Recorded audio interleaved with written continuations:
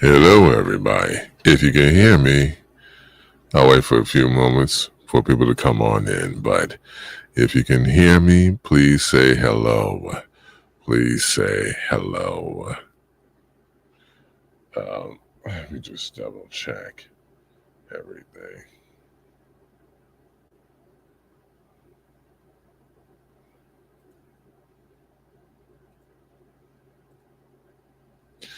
Hello, hello, hello. If you can hear me, please say.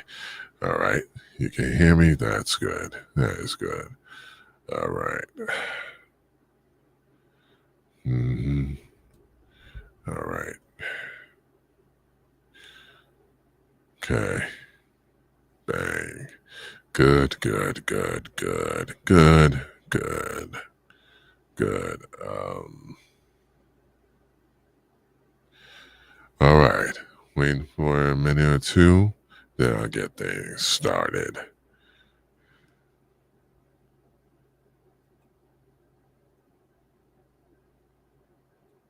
All right.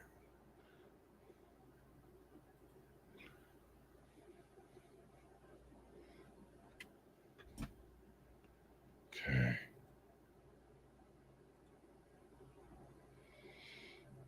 Hmm.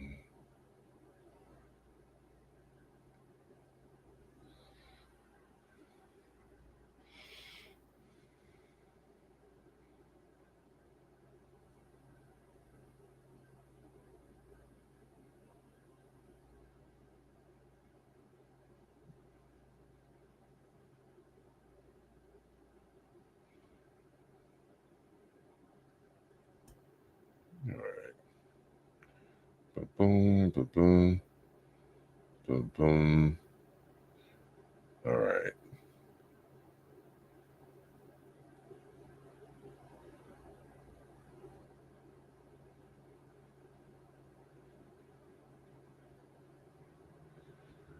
All right.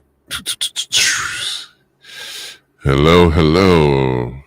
I am Paul Greene-Dennis here, aka Deep Green VO, and I am finishing up a very lengthy chapter in this book of One Nation Under Blackmail, Vol.1, Chapter 4, Roy Cohn's Favorite Bank.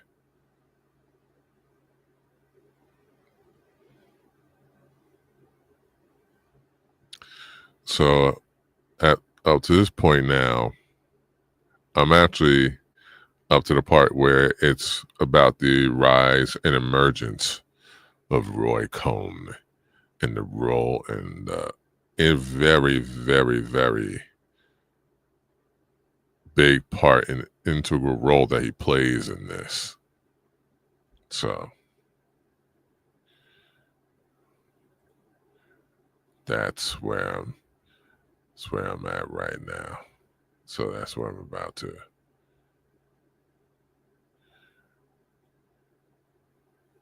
go with this. So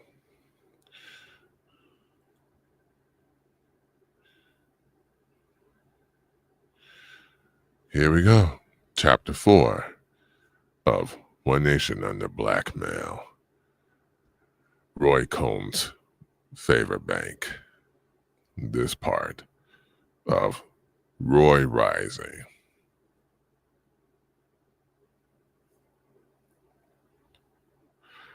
From a young age, Roy Cohn was known for being adept at the trade of human calculus, of deal making, swapping, maneuver, and manipulation. By the time he was 12, for example, he was using his father's political connections to secure men jobs at the post office, collecting a finder's fee. Those who knew him all agreed that he felt more comfortable in the presence of powerful businessmen and New York political power brokers than with children his own age.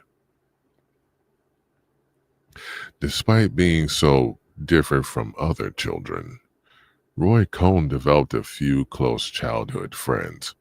some of whom would dramatically impact his career trajectory, as well as his later ability to manipulate the media for political gain and for the gain of his clients. That sounds all too familiar.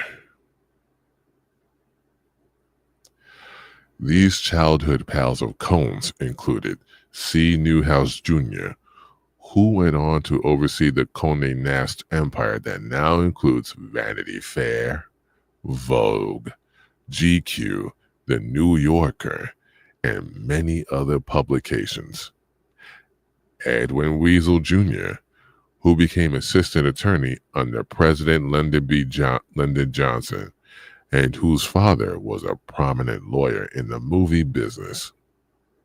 And Generoso Jean Pope Jr., who eventually ran the National Enquirer. Wow.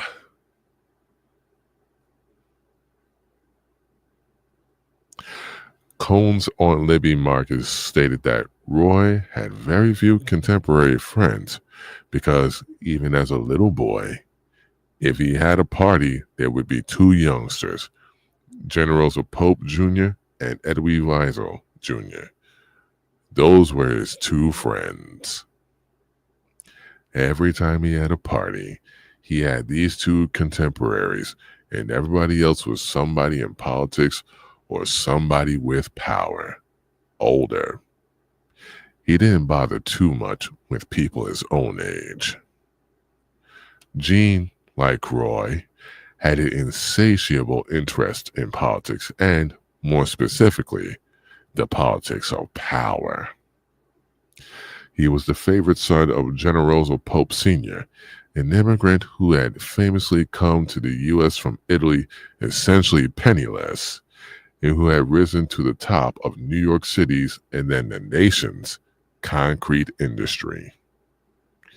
Pope Sr. was a controversial man at the time due to his admiration and support for Italian fascism and his ties to Benito Mussolini, as well as the Vatican and New York's top mobsters. Damn.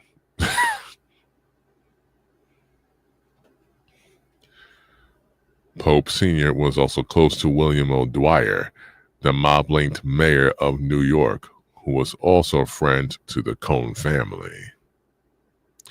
Pope Sr. also had the ear of prominent U.S. politicians, including Democratic presidents Franklin D. Roosevelt and Harry Truman, as well as Truman's Republican challenger and governor of New York, Thomas Dewey.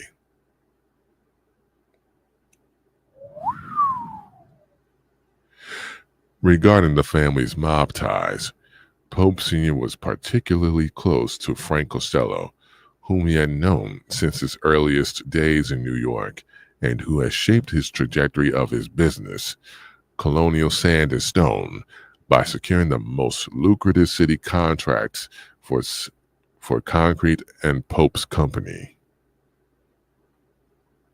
The seemingly endless series of sweetheart deals led to Colonial to become the largest concrete company in the country and allowed Pope Sr., its head, to become one of the wealthiest legitimate businessmen with intimate organized crime ties.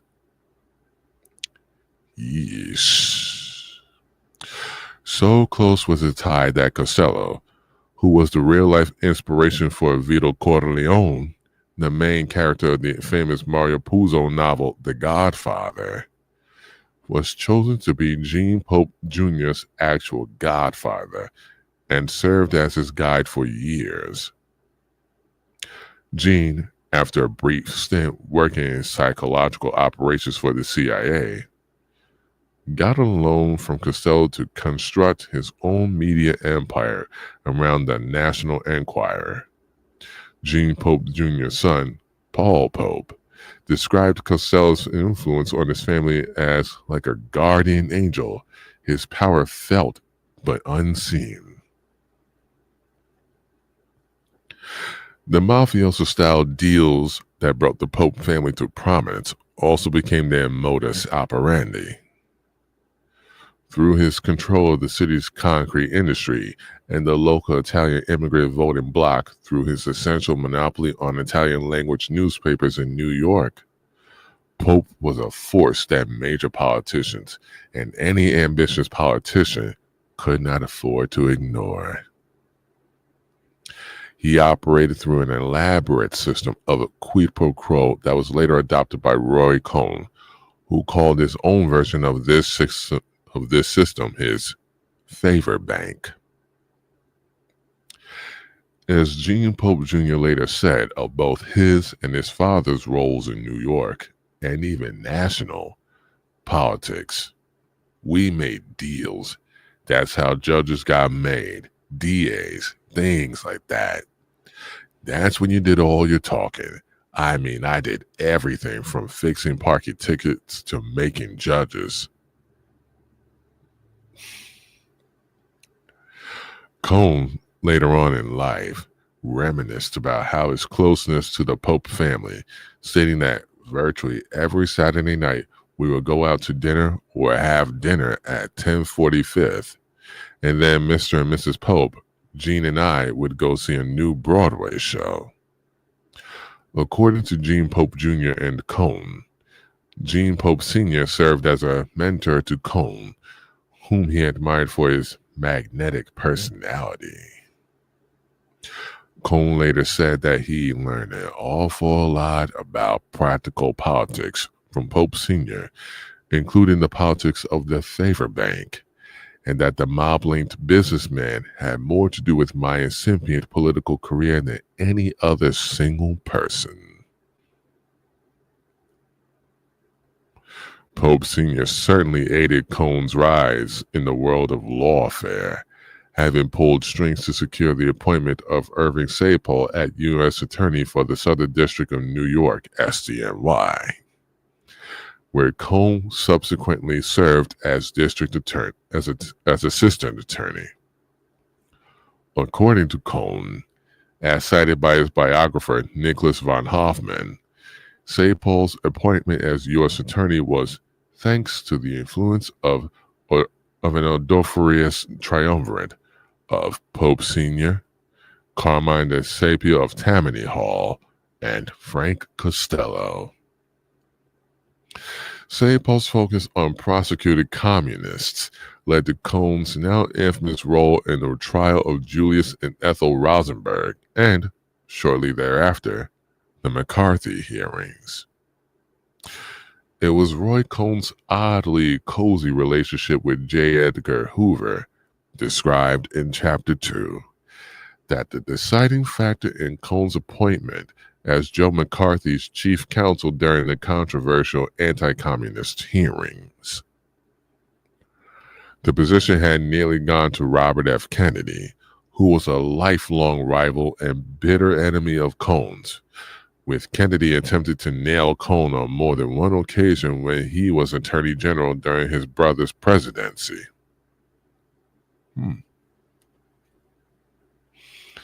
Though Cohn was ruthless and seemingly untouchable as McCarthy's counsel, having played a pivotal role in destroying many careers and lives during the parallel Red and Lavender scares. His antics in relation to his work on the committee eventually led to his downfall after he attempted to blackmail the Army in return for preferential treatment for a committee consultant and his rumored lover, David Schein.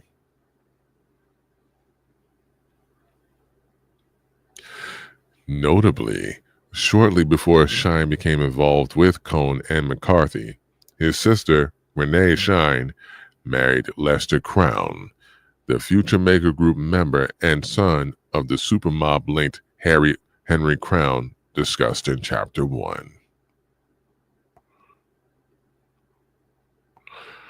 While Cohn's failed power play with the Army was his most well-known attempt to use blackmail during this period, he was also known to have used blackmail of various sorts to target diplomats such as Charles Thayer, the U.S. Consul General in Munich, Germany, after Thayer's brother-in-law, Charles Bolin, was nominated for an ambassadorship by Eisenhower.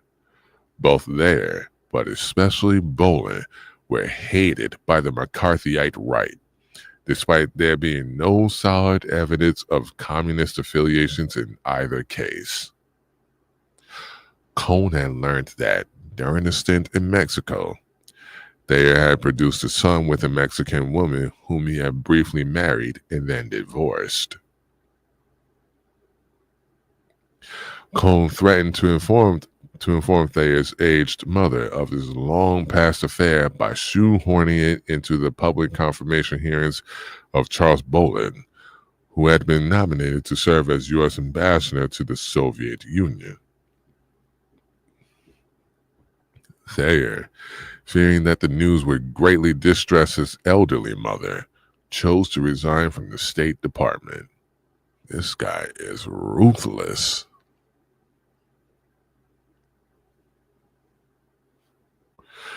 Cohn also likely used blackmail obtained by other means, given that he had already become involved with the Rosenstiel-linked sexual blackmail operation during this period. As discussed in Chapter 2, this operation was allegedly tied to the anti-communist hunt of the period, and its apparent target, homosexual men, were also being hunted due to the so-called Lavender Scare. Ironically, one of the main motives behind the Lavender Scare was the concern that closeted homosexuals were vulnerable to blackmail. Though the idea was that communists would use this information to subvert homosexuals in the U.S. government, the evidence suggests that it was this specific anti-communist group with which Cohn was directly affiliated who were more adept at blackmailing these men. This group was also subversive, given that their top men, homosexuals such as Hoover and Cohn, were entangled with and compromised by organized crime.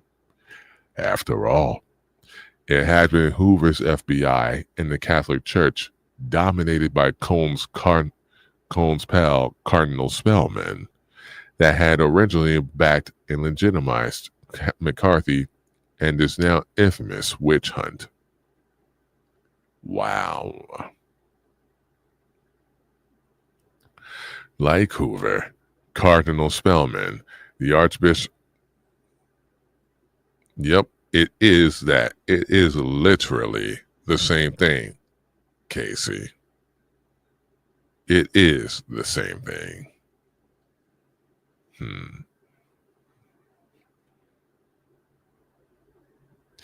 Like Hoover, Cardinal Spellman, the Archbishop of New York from 1939 until his death in 1967, was incredibly powerful.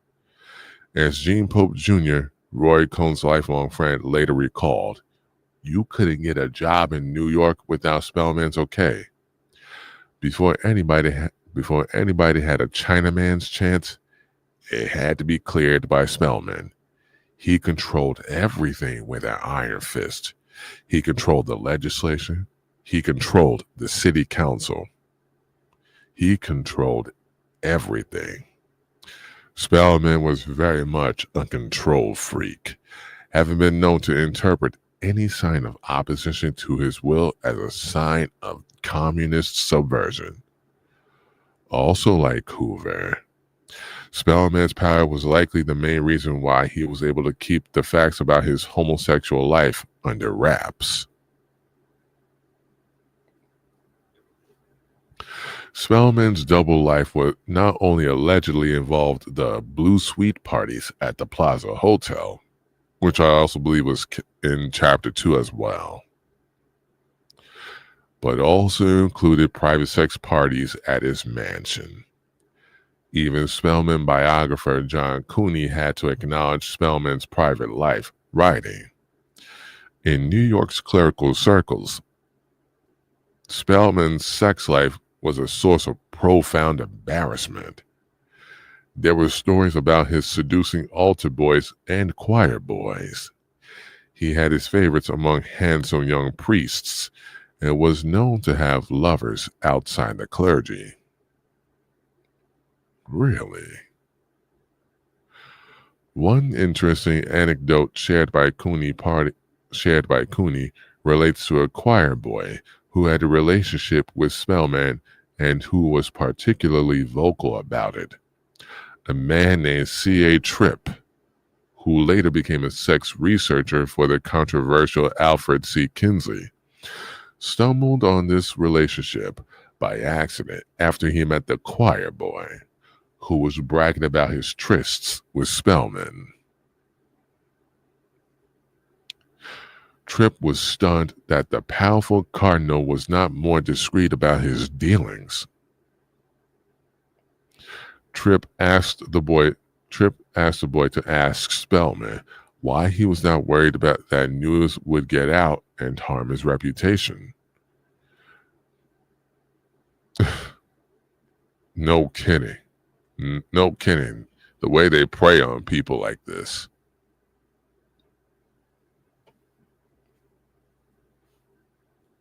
Disgusting. The boy returned several days later and responded, the Archbishop says, who would ever believe that? It seems that Spellman was confident that his powerful position would shield him from any real scrutiny, allowing him to carry on his sex life as he saw fit. As Rod Dreher of the American Conservative wrote in a 2019 article that detailed various anecdotes about Spellman's double life, Cardinal Spellman was confident that he would never be outed, and that if someone tried, no one would believe it, and they wouldn't have until today. As previously noted, Spellman was alleged to have been seen at the Blue Suite parties at the Plaza Hotel. While Spellman and Hoover apparently had similar and potentially connected private lives that carried the risk of exposure, it seems that only the latter was blackmailed. Such blackmail was not only wielded by organized crime interests to protect their rackets from FBI meddling, but also by American intelligence agencies. According to David Talbot in The Devil's Chessboard, McCarthy's efforts to target CIA analyst and CIA Director Alan Dulles' ally William McBundy in mid-1953 led Dulles to put the squeeze on Hoover, who, despite having expressed doubts about McCarthy's campaign at this time, continued to feed the Wisconsin Senator and Roy Cohn a stream of damaging information on Hoover's Washington enemies. Dulles, himself the subject of a thick dossier kept in Hoover's office that documented his adulterous trysts.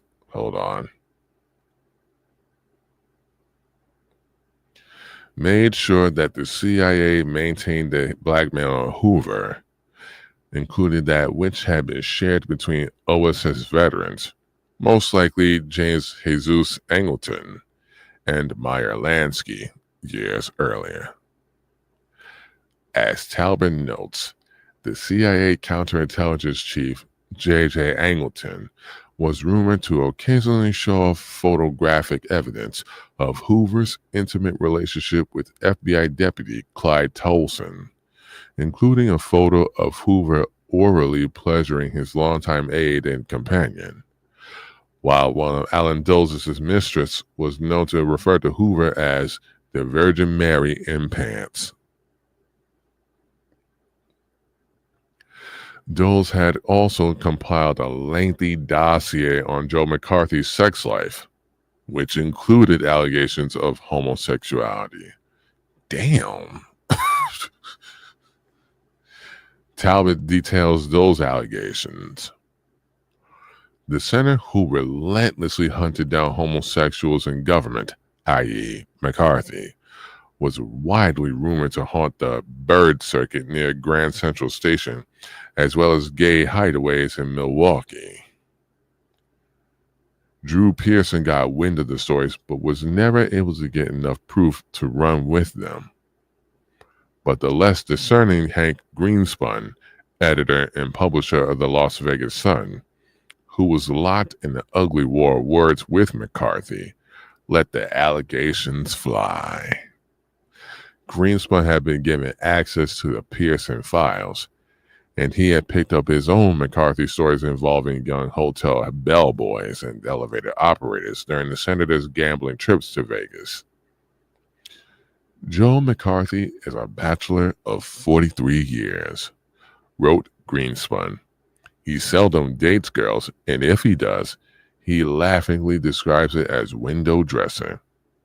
It is common talk among homosexuals who rendezvous at the White House Inn in Milwaukee that Senator Joe McCarthy has often engaged in homosexual activities.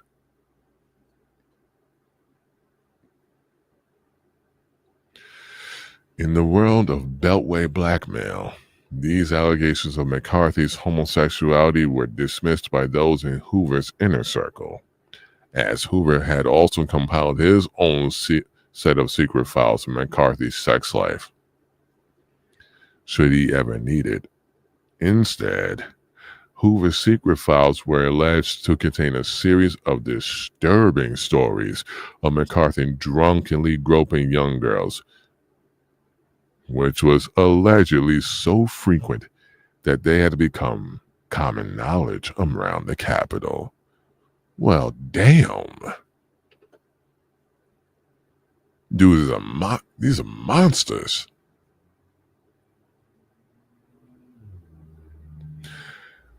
Talbot quotes Walter Trohan, Washington bureau chief of the Chicago Tribune, who witnessed McCarthy molest one such girl as saying, "He just can't keep his hands off young girls."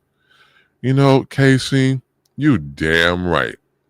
And I know we agree, but damn. Pigs. Monsters. Shit.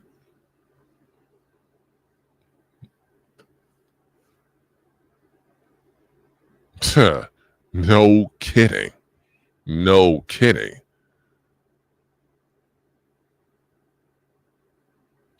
The more things change, the more they actually stay the same.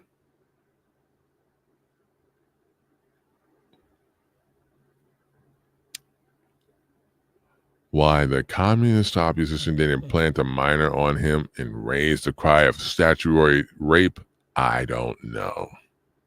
Yet, as previously discussed, it appears that the anti-communist forces that surrounded McCarthy, as opposed to the communist opposition, was the side that most readily engaged in such operations, and it is entirely possible that McCarthy could have been targeted and entrapped by some of his ostensible allies, given that he wielded considerable power and his indiscretions were said to have been widely known in those circles.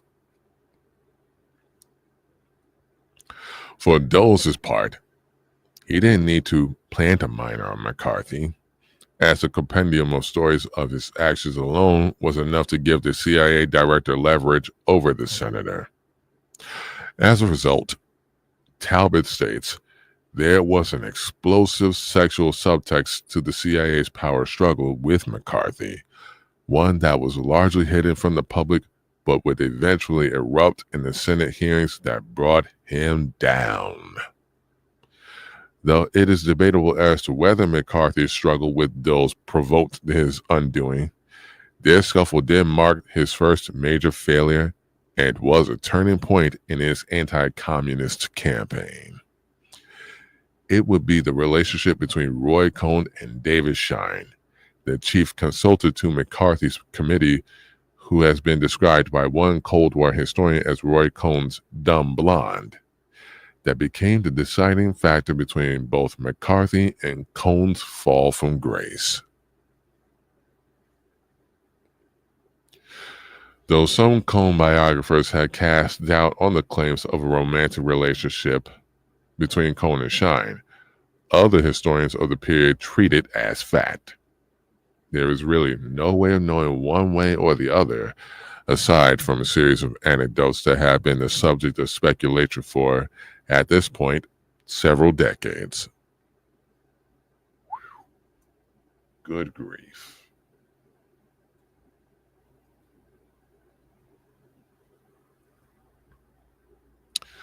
For instance, during Cohn's and Shine's infamous European tour, the German press reported on the two men's flirtatious antics in a hotel lobby, while also describing how the pair had left their hotel in a hotel room in the shambles after a vigorous round of horseplay.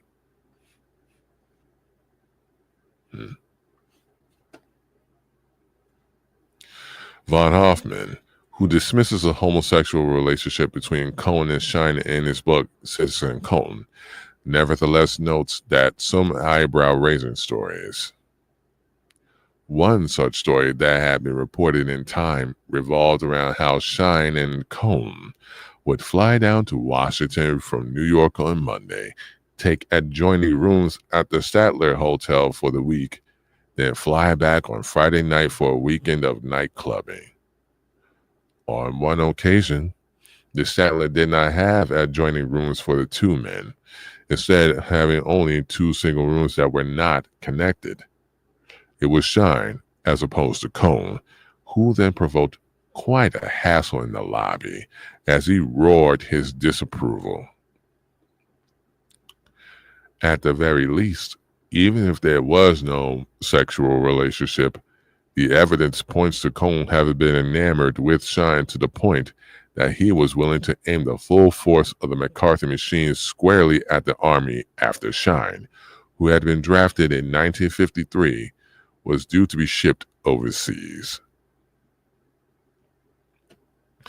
Cohn's reported response to the news was, "We'll wreck the Army. The Army will be ruined if you pull a dirty, lousy, stinking, filthy, shitty double cross like that." The targeting of the Army did lead to ruin, not just the Army's. Eventually, and with the full approval of the Eisenhower administration, the Army responded by compiling the Shine Report, which revealed all of the ways that Cohn and McCarthy had sought to blackmail the Army and secure special privileges and favors on Shine's behalf. This led to the now infamous Army-McCarthy hearings in 1954, which ultimately ended McCarthy's reign and humiliated Cohn to such an extent that it would overshadow him for the rest of his career, long after he left Washington. The intensity of the controversy would also provoke the dissolution of the close relationship between Cohn and Shine. What is undeniable about the whole affair is that it reveals how blackmail, particularly sexual blackmail, had become a major, even if largely invisible, force in American politics. You don't say. You don't say. Now we get to the next part. Cohn under fire. After the end of McCarthyism, Roy Cohn returned to New York and, thanks to Judge David Peck, joined the Sachs, Bakken and O'Shea law firm in 1957. Peck, a close friend of Roy's father, was also very closely associated with Thomas Dewey and, prior to and after his judgeship, was a lawyer for Sullivan and Cromwell, the Wall Street firm long run by the Dulles brothers.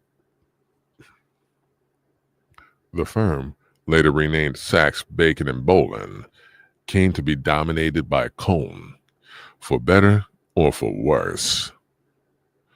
One lawyer who worked there in the early days alongside Cohn has accused him of being the driving force behind the deterioration of his reputation, which declined rapidly in the 1960s.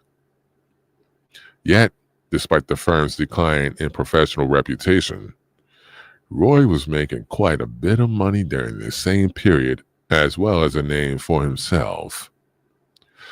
What could have been good times for Roy Cohn were marred by his ongoing feud with the Kennedys, namely Robert F. Kennedy. I knew when Bobby Kennedy was lurking nearby, nothing good could happen to me, Cohn was known to have said. He was particularly concerned after learning of John F. Kennedy's plans to run for president, as it would likely mean his mortal enemy would be appointed to a powerful position in a future administration. Cohn had done all he could to keep the Kennedys from power by vigorously supporting Lyndon Johnson in the Democratic primary. Wow. This involved his lobbying Carmine DeSapio of New York's Tammany Hall to back Johnson. Wow. Yet, the Kennedys were not so easily thwarted, and once Robert Kennedy became Attorney General, the feud became even more acrimonious and particularly dangerous for Cohn. Cohn sought refuge in his powerful connections, which now included even more overt ties to major figures in organized crime. Indeed, the same year that John Kennedy won the presidential election in 1960, Cohn was a guest of honor at a New Year's Eve party hosted by Mo Dalitz, the Ohio-based gangster who was a close associate of Meyer Lansky and a key figure in the Jewish mob. This same year, Cohn had also begun engaging in illegal financial schemes involving Lionel, his uncle's company. Cohn's control over Lionel had been arranged with the help of Los Angeles accountant Eli Boyer, who, along with Cohn, had invested in a project alongside Dalitz and his associates.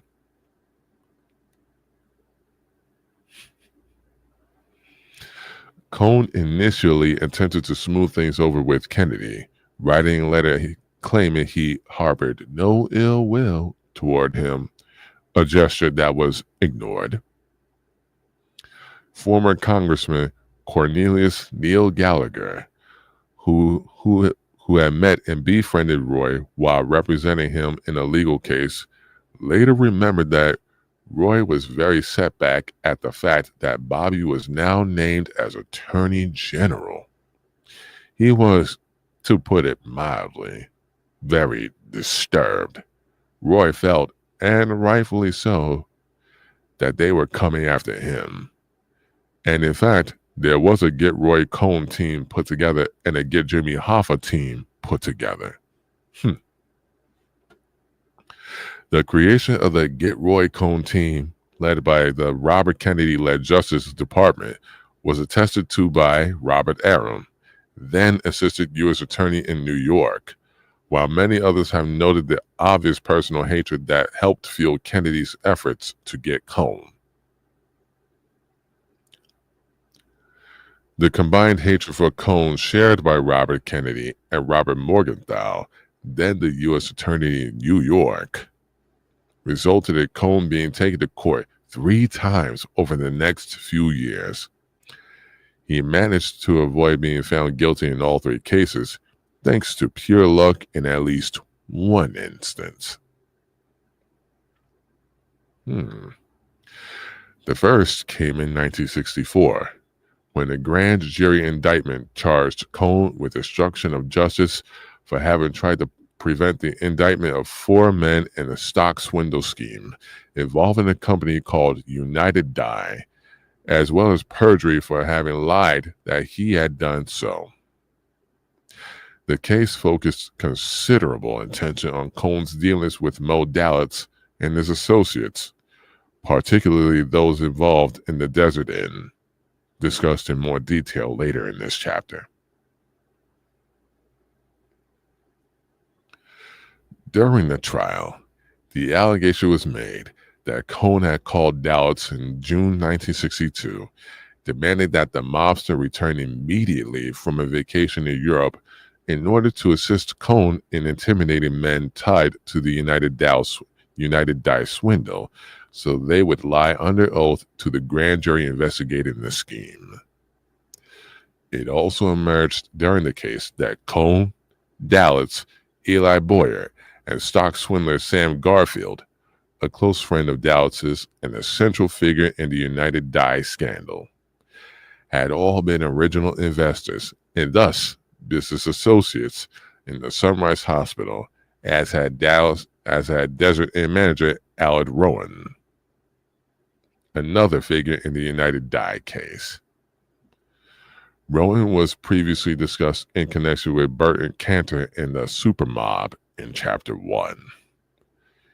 Media reports on the case also noted that Cohn, as previously mentioned, had been the guest of honor in Dallas's New Year's Eve party in 1960.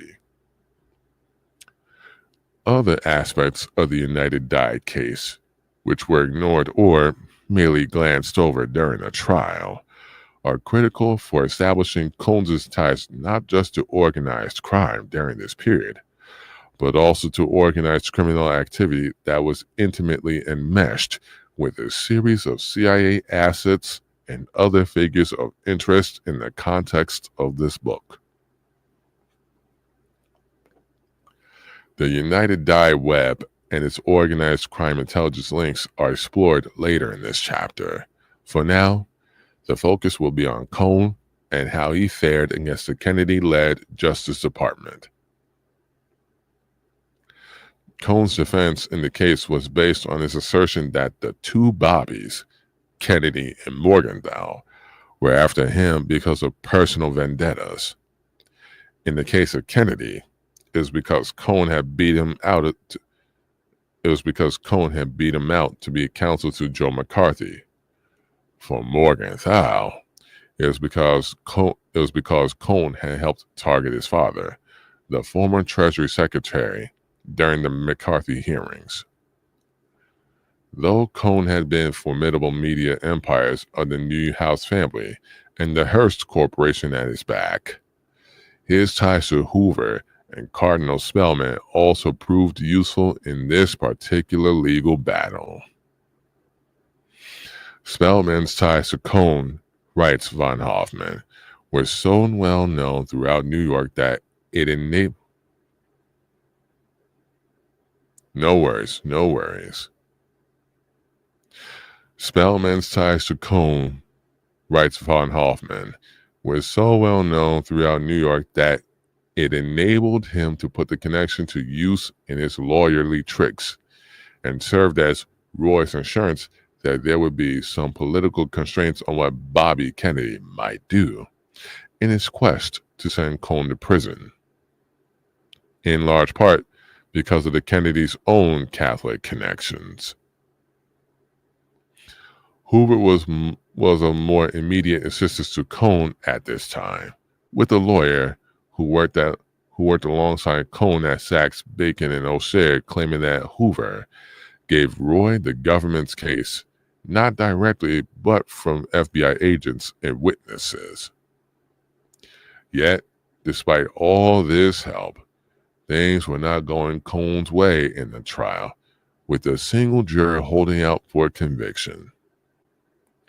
It later emerged that Cohn and his legal team had done everything they could to have this juror, an African-American woman, replaced prior to deliberation, as they assumed that she would surely vote to convict. Why you gotta single her out? Really? You'll say it's not racist, but you singled her out.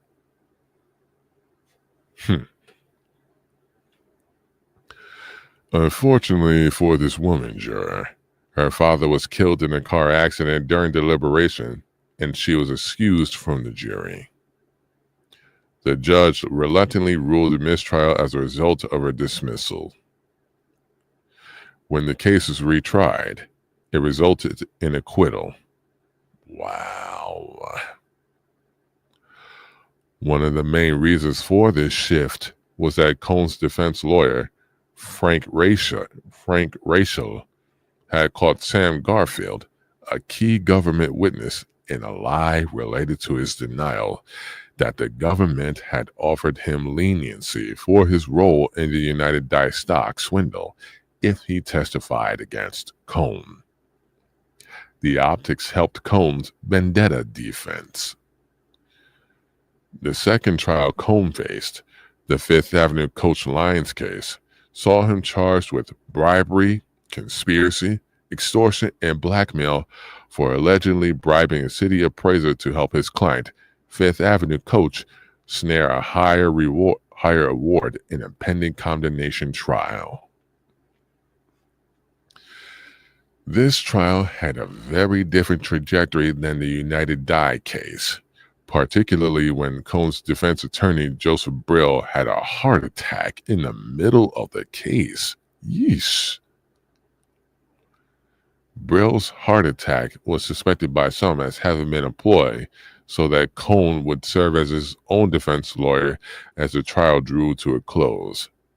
While it is debatable if such suspicions were warranted, Cohn becoming his own defense attorney allowed him to offer his own testimony without being cross-examined. It also allowed him to offer an eloquent 7-hour summation, ending with the protestation of Cohn's love for America. That performance saw tears stream down the cheeks of both Cohn and the jurors, who then acquitted Cohn. Wow, he got really lucky there. The third trial was also related to the Fifth Avenue Coach Lyons case and saw Cohn accused of bribery, conspiracy, and filing false reports to the Securities and Exchange Commission. The government's case against Cohn in this instance involved deposits that Cohn had arranged with the money Fifth Avenue coach received as a result of the condemnation award. One of those two deposits arranged by Cohn, which the government asserted provoked considerable controversy, was a deposit of $500,000 in Jeffrey's bank in Belgium, which was made the same day that Fifth coach received the award. $100,000 of those funds were then sent to Cohn and deposited in his personal bank account the next day. Cohn testified that the money was a payment he was owed by A. Newman, a friend of Cohn's with whom he had certain business dealings and who was an officer of Jeffrey's bank. The other mysterious deposit was made by Cohn was never fully explained, according to the judge who oversaw the case, despite having been a key point of focus during the trial. Cohn was acquitted when the government's strategy of offering former business associates of Cohn leniency for testifying against him backfired yet again.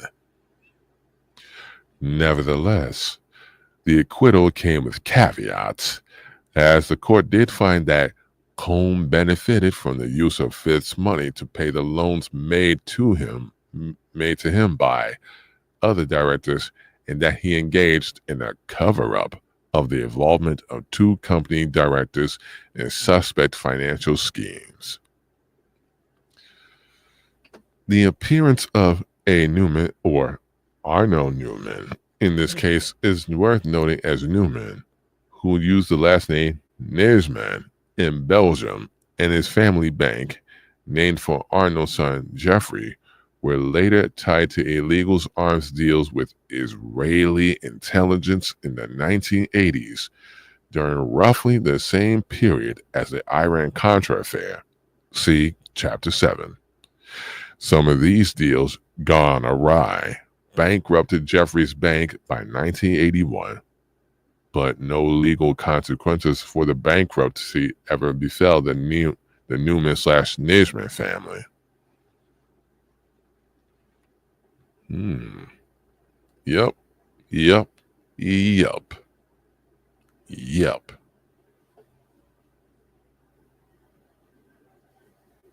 Hmm.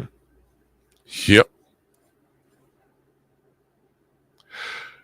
A key figure in the Mossad-linked smuggling of weapons through Belgium at this time was David Benelli, a Belgian-Israeli dual citizen and an official business partner of the Nijman family.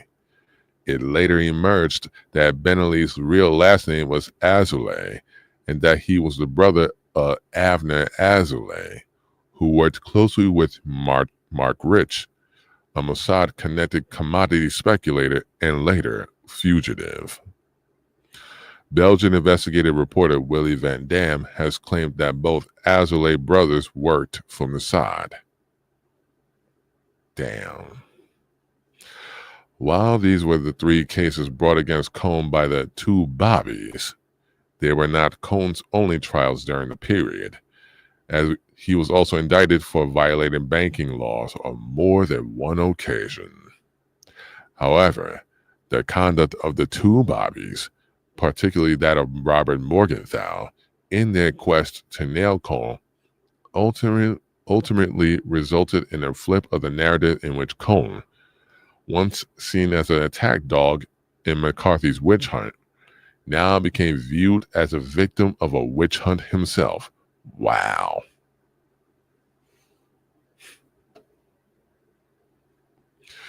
There is some truth to that view, as Cohn's mail had been illegally intercepted during his 1964 trial, and stories that painted Cohn in a negative light were leaked to the press by the government in a clear bid to sway jurors. Yet, one of the motivating factors behind Kennedy's and Morgenthau's efforts to get Cohn, that he was a crooked lawyer with organized crime ties who felt himself to be above the law, was also true.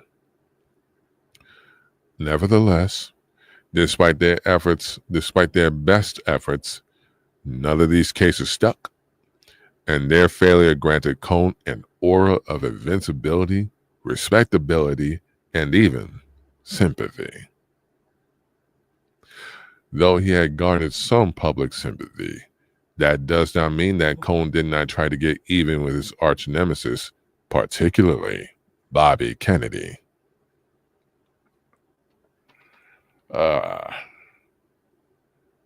Now we're getting to the next part. Vendetta begets vendetta. One of the many things that Roy Cohn and J. Edgar Hoover shared was having Robert Kennedy as an enemy. Hoover not only subverted the Kennedy-led effort to get Roy Cohn by passing Cohn the government's case against him on at least one occasion, he also looked for ways to bring Kennedy down. This was not motivated by Kennedy's efforts to indict Cohn, but instead by his efforts as Attorney General to rein in Hoover and bring down the organized crime networks that had first blackmailed Hoover and later formed an unsavory alliance with him. According to von Hoffman, regarding Hoover's strategy, hurting Kennedy demanded some ingenuity, for the target was cleaner on money, far cleaner on sex than his brother. In short, not an easy one to bring down. One approach might be to embarrass him with his liberal constituency, to depict him as a ruthless attorney general indifferent to the Bill of Rights and individual liberty. To put the plan into effect, Roy was needed as a membrane of protection for the director. Others were needed, including Congressman Gallagher, who was making a reputation for himself in the House as a civil libertarian, a legislator committed to preventing the government from turning on itself. By aid of computers, lie detectors, and advanced electronics, into a free world version of Big Brother. What?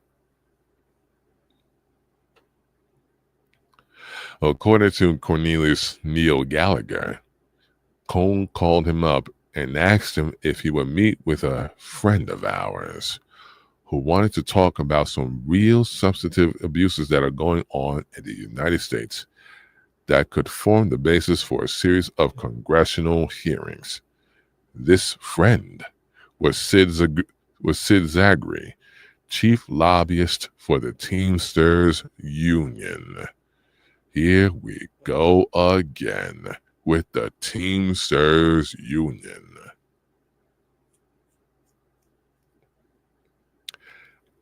At the time that Robert Kennedy instructed his Justice Department to target Cohn, he also had his sights set on the organized crime-linked head of the Teamsters Union, Jimmy Hoffa, meaning that the Teamsters had their own score to settle with the Attorney General. The meeting with Zagri went forward. Zagri had brought with him a trove of documents that were aimed at Bobby Kennedy and the strike force concept, the IRS, the uses that Kennedy was making of them, according to Gallagher. Zagri said that he wanted Gallagher to host hearings on the material. When Gallagher asked how he had acquired these dangerous documents, Zagri said, "Don't worry about it." In Gallagher's version of what happened, he gave a non-committal response to Zagri about the possibility of hearings. Zagri responded, stating that he had been promised by Cohn that Gallagher would do the hearings. The meeting went downhill from there and ended when Gallagher angrily ejected Zagri from his office. Cohn called Gallagher the next day telling him, "You made a big mistake," to which Gallagher responded that he had not wanted to commit because he was unsure of the document's authenticity. Cohn then revealed that the documents were authentic as they had come from the FBI, adding, "They all come from Mr. Hoover and Mr. Deke DeLoach," one of the two top assistants to the director. Mr. Hoover will consider it a very personal favor if you chair these hearings. He's sick and tired of the bullshit of Bobby Kennedy. Gallagher responded that he wanted to stay out of the brewing battle between Kennedy and Hoover, stating, I don't agree with what Bobby's doing. I think it's terrible. I don't agree with what Hoover's doing. It's even worse." Cohn promised that if Gallagher did host the hearings, both Hoover and Teamsters boss Jimmy Hoffa would shower him with favors and aid his re-election efforts. Hoover was still unwilling to step into the ring. Cohn warned him, "You're going to be sorry. I know how the FBI work. If you're not their friend, you're their enemy."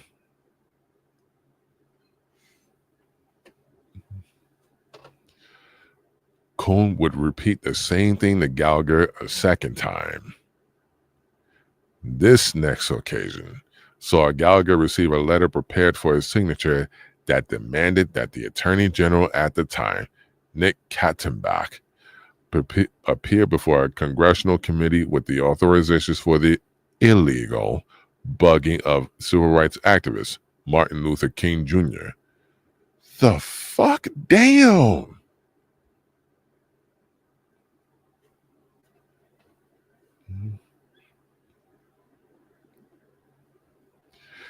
Gallagher asked who had produced this letter for him to sign, since he never dictated it to anyone. It really should. Yo, this is wild.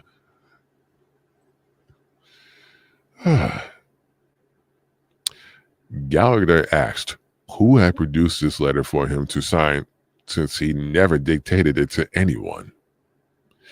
His secretary responded that it had been Roy Cohn. Cohn, who contacted by Gallagher, asserted that Hoover had dictated the letter because He's sick and tired of Bobby Kennedy proclaiming himself the great liberal when he himself signed the authorizations of his bugging. Gallagher declined to do the doctor's bidding once more, to which Cohn again replied, "You're going to be sorry. I told you before, if you're not their friend, you're their enemy. They're gonna get you." Oh shit. Hoover made good on this threat, and in 1968, he leaked a story to Life magazine that tied Gallagher to mobster Joe Ziccarelli in the middle of Gallagher's re-election campaign. The story relied on transcripts of taped conversations allegedly between Gallagher and Ziccarelli, whose organized criminal activities and role in arms smuggling was discussed in the previous chapter. Wow. The FBI later denied the authenticity of these recordings, though some have posited that the tapes might have been authentic, with the FBI only denying their validity to avoid admitting that they had illegally wiretapped Gallagher.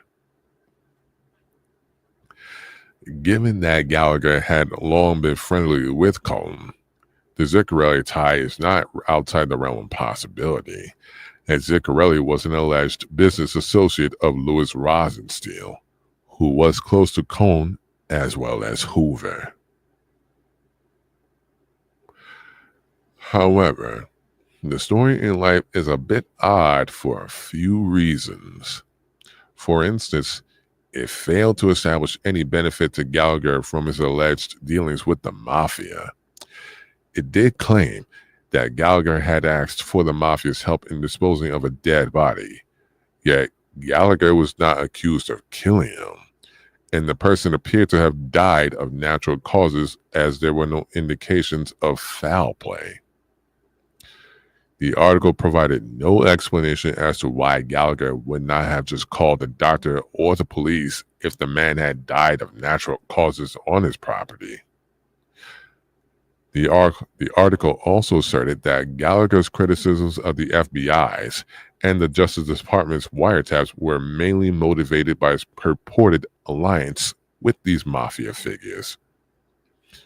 Considering that the FBI itself was later revealed to have been the source of the accusations detailed in the Life article, as well as Hoover's own conflicts of interest relating to organized crime, the claims about Gallagher in this article are best taken with a grain of salt. After publication of the Life story, Gallagher claimed he was again threatened by Hoover, with Roy Cohn again serving as the conduit. Gallagher was told that he had to resign or an even more sensational story would be published, this one involving a man allegedly dying in his bed after fornicating with his wife, and with Gallagher again asking for mafia help in disposing of the body. Damn.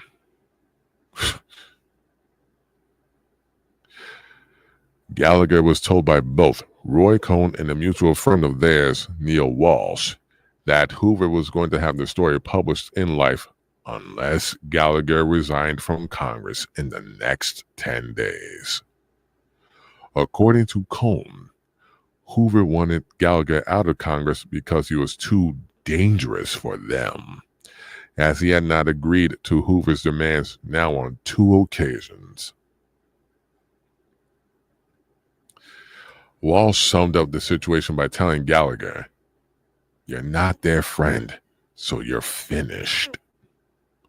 Needless to say, Gallagher did not take kindly to the threats and delivered the speech on the House floor, exposing Hoover's threats and claiming that the FBI had leaked false information to Life in a plot against him. Gallagher won Thank you, Shari. Thank you, Cherie. Gallagher won re-election despite the FBI director's efforts, but he was indicted in 1972 for perjury and tax evasion. Regarding Hoover's attempt to blackmail him, Gallagher later stated, the Faustian contracts that were daily made by important parts of the United States media on these kinds of deals without any recourse as to what the hell they were really building up has become part and parcel of why we don't have a goddamn presidential candidate around anymore.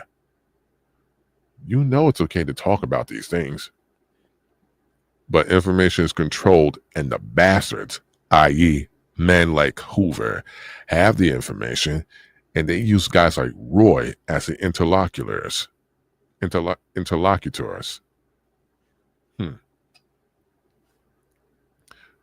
Von Hoffman notes that Gallagher's statement here has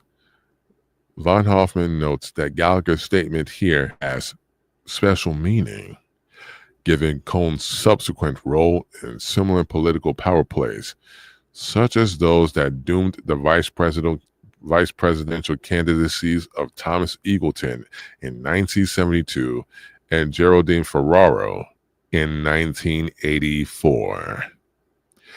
The weaponization of the media, however, was but one of the methods employed by Cohn and allies such as Hoover in their elaborate favor bank system.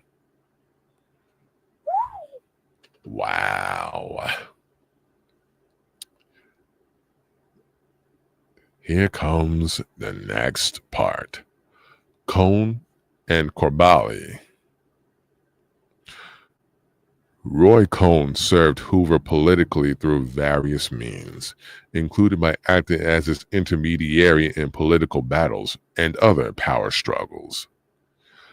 Cohn and Hoover understood the power of blackmail quite intimately, with both allegedly having been blackmailed themselves, leading to their roles in the Plaza Hotel Blue Suite parties.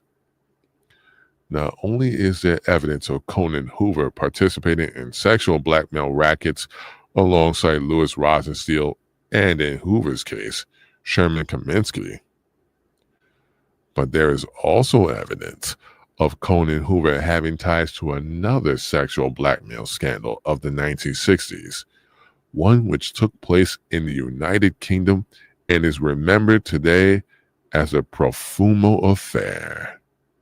What? The key link between Hoover, Cohn, and the Profumo Affair is a man named Thomas Corbally, who used Cohn as a conduit to pass inside information on the scandal to Hoover's FBI as it was unfolding. Corbally came from a family of private investigators, and his family's detective agency had close ties to organized crime. Damn, everywhere. Particularly Meyer Lansky and his immediate network. These ties were extensive enough that the Corbally family used their detective agency to benefit organized crime interests, which included spying on federal agents in the 1920s and 1930s. As a young man, Thomas Corbally served in World War II in the OSS, according to Anthony Summers and Stephen Dorrell, though this is disputed by others such as author Stephen Snyder, who calls the claim a Corbally embellishment. Corbally does appear to have served in intelligence during the war, but in military intelligence via the Army Counterintelligence Corps. He subsequently served in the War Department Detachment, a group whose name has been used interchangeably with the Department of the Army Detachment. The latter was a name used as covered by the CIA in Europe in the immediate post-war period. In the 1950s, Corbally became a jet-setting private detective who courted the rich and famous, particularly in London and New York. During this period, he met and befriended Roy Cohn, and the two remained close, with Cohn serving as Corballi's attorney over the years. In the 1960s, Corballi began living in London, sharing an apartment with William Mellon Hitchcock of the wealthy Mellon family, who was previously mentioned in Chapter 1. Mellon Hitchcock was the former in-law of David Bruce, an OSS station chief and close ally of William Casey. During the time Corballi and Mellon Hitchcock shared an apartment in London, Bruce was U.S. ambassador to the United Kingdom. While living together, Mellon Hitchcock and Corballi developed a reputation for throwing wild party or orgies for the elite. Freaks.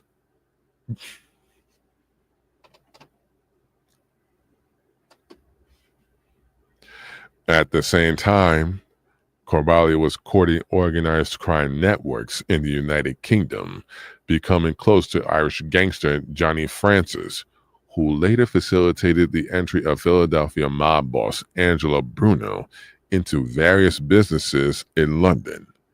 What do you know? Those interests included Colony Sports Club, where Meyer Lansky associate and Washington, D.C. based mobster Joe Nesline held a significant stake. Both Bruno and Francis worked closely with Ronnie and Reggie Cray, twin brothers and nightclub owners who ran the London-based organized crime known as The Firm for over a decade. As Stephen Snyder and Douglas Thompson have both noted, the Cray brothers were known to have supplied rent boys, teenage boys, to Lord Boothby, conservative MP and former Churchill aide, during the time they were associated with Johnny Francis. The fuck? Declassified MI5 documents revealed that British intelligence was aware of the Boothby-Cray association that included sex parties and rent boys at the time these events took place, with those documents also referring to both Boothby and Ronnie Cray as hunters of young men.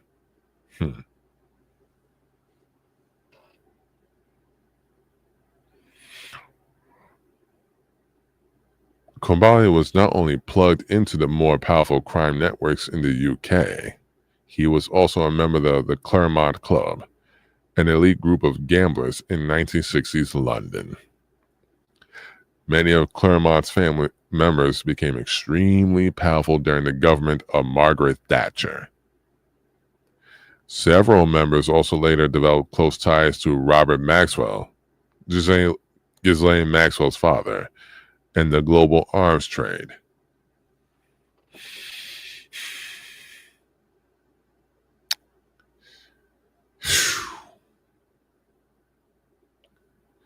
Here we go.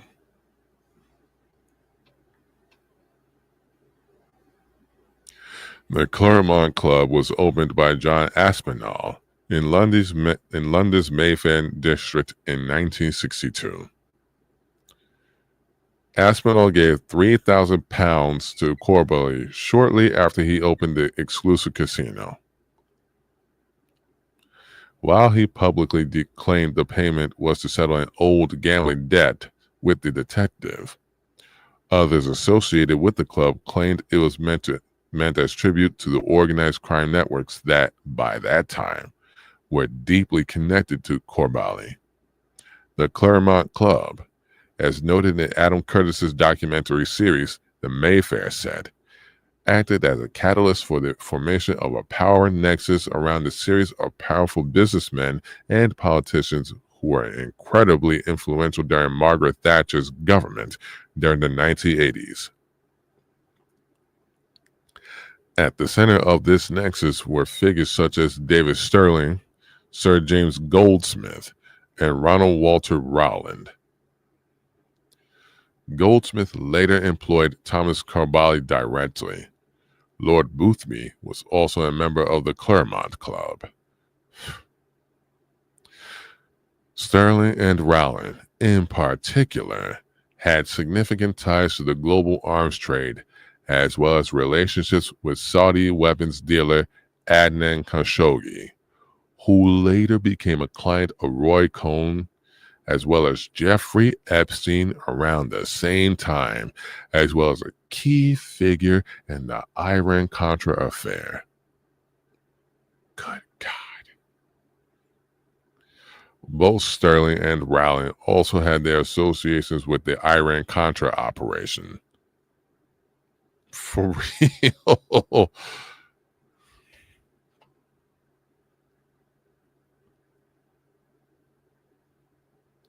Both Sterling and Rowland also had their own associations with the Iran-Contra operation.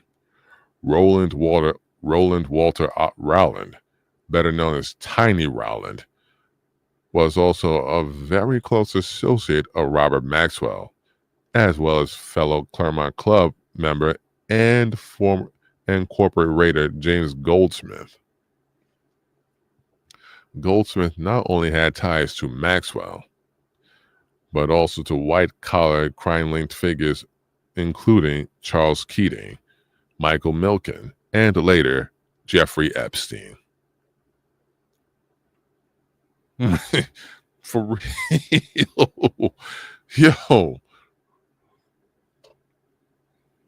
This is wild. Both Keating and Milken were directly connected to the saving. Both Keating and Milken were directly connected to the savings and loan scandal of the 1980s that, according to Pete Bruton and others, was largely the result of a collaboration between the CIA and organized crime. The Goldsmith-Epstein connection is revisited in Chapter 11. Another figure at the Claremont Club was Jack Dellal.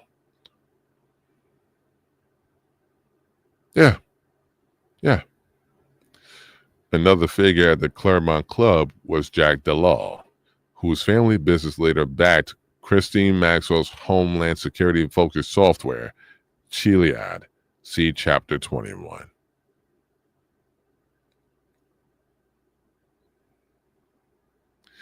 In the context of Corbally and the Profumo affair, another very important member of the Claremont Club was a man named Stephen Ward. Ward was an osteopath who became intimately acquainted with top figures in Britain's aristocracy through W. Averell Harriman. The hell? Harriman was the former governor of New York whose Wall Street firm, Brown Brothers Harriman and Company, had been financially entangled with assets of Nazi Germany well after World War II had begun. Harriman's bank employed George H.W. Bush's father, Prescott Bush, and his maternal grandfather, George Herbert Walker. At the time he was promoting Ward, Harriman was an ambassador at large of the Kennedy State Department. Ward's friends among the British elite included the Churchills and photographer of the royal family, Sterling Henry Nahum. Nahum was particularly close to Lord Louis Mountbatten, Prince Philip's uncle and mentor to Prince Charles. Nahum, Ward, and Lord Mountbatten were the attendees of the so-called Thursday Club, which Nahum was said to have founded. Other attendees of the Thursday get-togethers included Prince Philip and the Cray twins.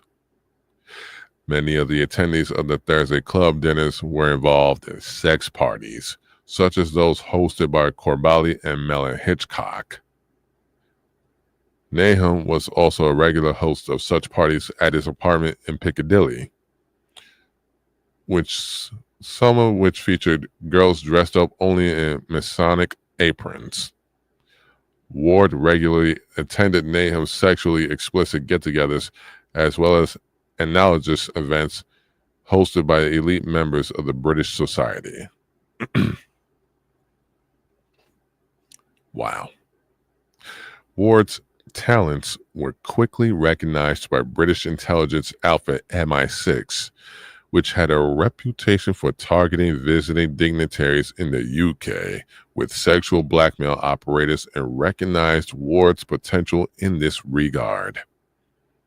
According to Stephen Snyder, Ward was first approached by MI6 agent Harold Tracy in 1952, and Tracy cultivated him for years with the help of a close confidant of Ward's, Warwick Charlton. Tracy regularly passed MI6-derived money to Ward via Charlton, but MI6 has since claimed that they never made operational use of Ward, despite their known interest and funding. During the early 1960s, when Corbally and the Claremont Club were becoming established in London, a British politician named John Profumo, who was then serving as the UK Secretary of State for War, met Christine Keeler. Keeler was a 19-year-old model who lived with Stephen Ward, and she began having an affair with Profumo shortly after they met. Keeler was simultaneously having an affair with Eugene Ivanov, a Soviet military attaché and GRU agent in London. Ward allowed Keeler and Ivanov to use his apartment over the course of their affair, and Ivanov had his own ties to Ward, having sought to use Ward as a back channel between the Soviet Union and the UK during the 1962 Cuban Missile Crisis. MI5 began to have concerns that Ivanov was working Ward, and Keeler later asserted that Ward was a British and Soviet double agent. Incidentally, Ward was also close to the Astor family and rented a cottage from them. The Astor's family estate at Cliveden was the site of Profumo and Keeler's first meeting, which led to their subsequent affair. The scandal began only after Keeler, for reasons that are still unclear, told Labour MP John Lewis that she was having affairs with both Ivanov and Profumo. Lewis subsequently informed Profumo's political enemy, Labour MP George Wigg. Wigg, like Ward, was an asset of British intelligence at the time. Between her testimony to Lewis and via him to Wigg, Keeler also told her story to the British press, causing a scandal to erupt around Profumo and leading not only to his resignation, but to the breakdown of Harold Macmillan's Conservative government. As an aside, Macmillan's wife was allegedly in a long-term adulterous relationship with the aforementioned Lord Boothby, who was a member of the Claremont Club along with Stephen Ward and tied to the same organized crime networks as Corbally. Jesus Christ. According to Philip Knightley and Caroline Kennedy in An Affair of State, as cited by Stephen Snyder, it was David Bruce, William Mellon Hitchcock's former in-law and former OSS station chief, who involved Corbally directly in the Profumo affair. According to the authors, Bruce was asked by Macmillan to uncover the truth surrounding Profumo's relationship with Keeler, and Bruce turned to Corbally for information due to Corbally's relationship with Ward, his profession as a private detective, and his close friendship with Mellon Hitchcock. Snyder also notes a different account of these events is offered by Anthony Summers and Stephen Dorrell in their book, The Secret Worlds of Stephen Ward. Summer and Dorrell assert that it was Ward himself who dropped in on Corbally and Mellon Hitchcock, where he confessed everything to them and begged them for help in preventing Keeler's story from going to press. Whatever the details, Ward, Coulibaly, and Melanie Hitchcock ultimately met with David Bruce's assistant, Alfred Wells, and Ward told Wells how the incidents at the heart of the Profumo affair had transpired. At least a month prior to that meeting, and apparently before Keeler had revealed the affair to John Lewis, both Coulibaly and Melanie Hitchcock had known about Profumo and Keeler via Ward. Bruce's role in these meetings with Wells seems odd, as he sat on this inside information about the affair despite its security implications for the U.S. State Department and the Anglo-American establishment. Hoover's FBI got the inside scoop from Coulibaly and began investigating other women of interest in Stephen Ward's circle, while the Profumo affair was just beginning. Coulibaly kept the FBI informed of the developments in the scandal through Roy Cohn, Coulibaly's longtime friend and attorney. In the public release of the FBI case files on the affair, nicknamed the Bowtie Dossier, the information that Cohn gave to the FBI is entirely censored, as is a 17-page interview the FBI had with Coulibaly. One of the reasons for these extensive redactions likely owes to the ties between the other women associated with Stephen Ward and efforts to sexually blackmail John F. Kennedy. The fuck? Peter Dale Scott discusses this subject in Deep Politics and the Death of JFK, drawing partially on the work of Anthony Summers in Official and Confidential. Meyer Lansky had, by the 1930s, acquired compromising evidence on Hoover's homosexual activities. In the 1950s, Meyer Lansky and other mob figures such as Sam Giancana supplied women to John F. Kennedy, some of whom were logged into Hoover's growing files on dirt on the young senator. In the 1960s, this deep political equilibrium was threatened by Robert Kennedy's war on organized crime, which alienated Hoover.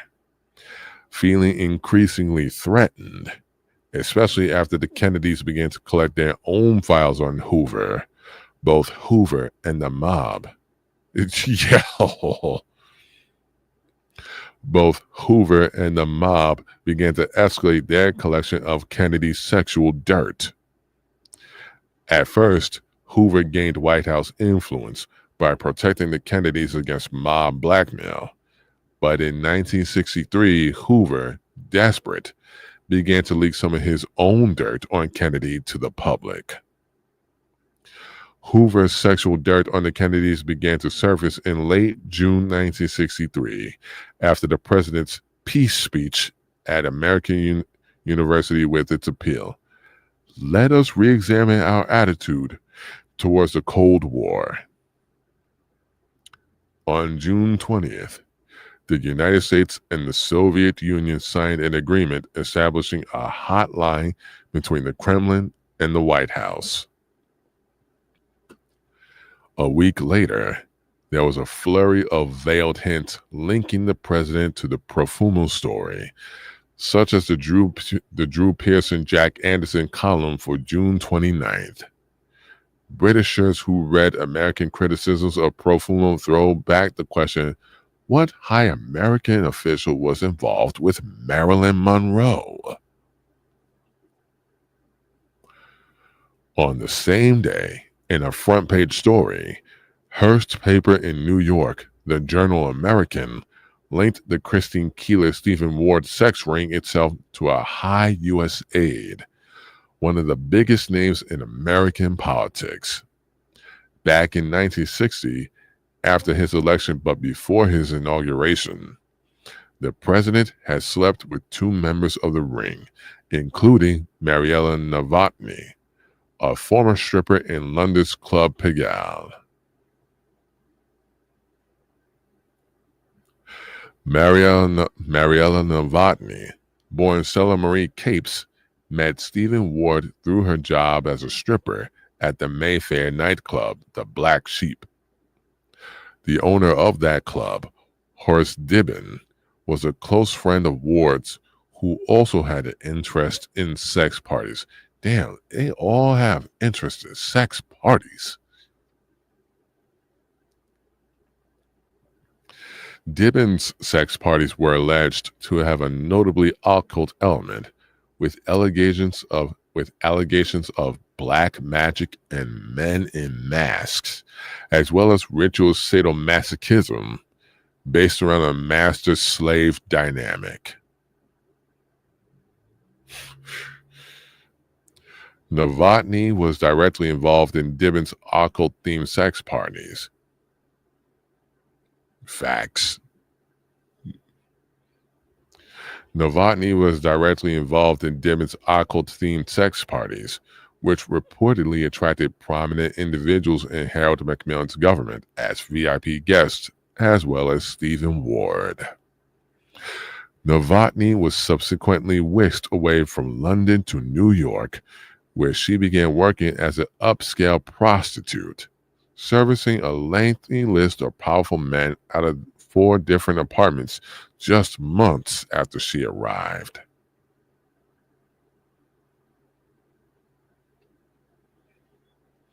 She had been brought to New York through her affair with Harry Alan Towers, a British television producer, and both were charged with operating a sexual blackmail ring in New York that specifically targeted UN diplomats and other men of influence. John F. Kennedy was also reportedly one of her clients. Before she fled the U.S. in 1961, Novotny left her address book, replete with the names and contact information of America's rich and powerful, with the FBI. For mysterious reasons, the FBI dropped its case against Novotny and Towers and chose to destroy Novotny's address book as well as their files on both Novotny and Towers. Doesn't that sound freaking suspicious?